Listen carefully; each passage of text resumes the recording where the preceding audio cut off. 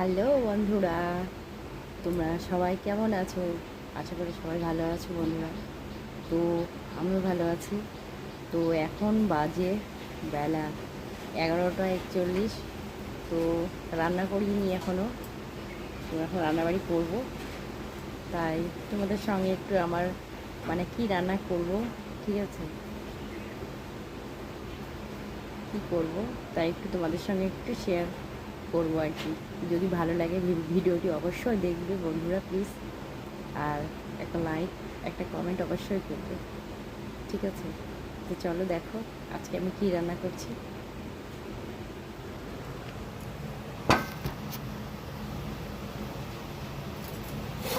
তো আজকে আমি রান্না করবো বাটা মাছ নিয়েছি সকালে,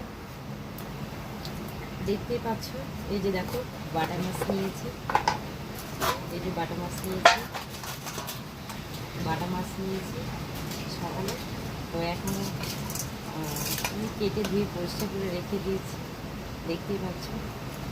তো এখনও যেহেতু মাছটাকে ভাজবো না, একটু পরে ভাজবো, তো তার জন্য মাছটাকে লবণ আর হলুদ দিয়ে ভালো করে মেখে রেখে দেবো।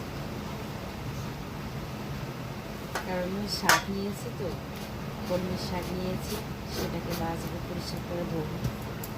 দেখো বন্ধুরা, মাছ নিয়েছি, মাছগুলোকে ভালো করে মেখে রেখে দিলাম।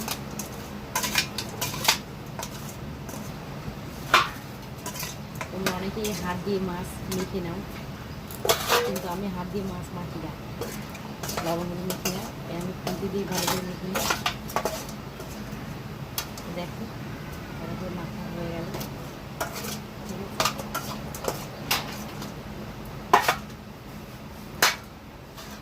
তো মাছটাকে রেখে দিই।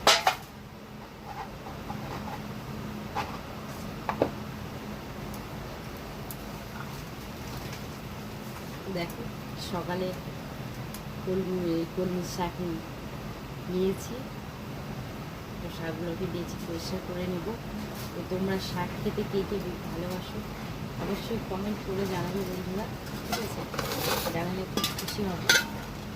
তো শাক খেতে আমাকে খুব একটা খারাপ লাগে না, আমাদের বাড়ি এলেও শাক খেতে খুব ভালোবাসি, তাই মাঝে সাথে একটু শাকটা কিছু নিয়ে শাকটাকে বেছে নিচ্ছি।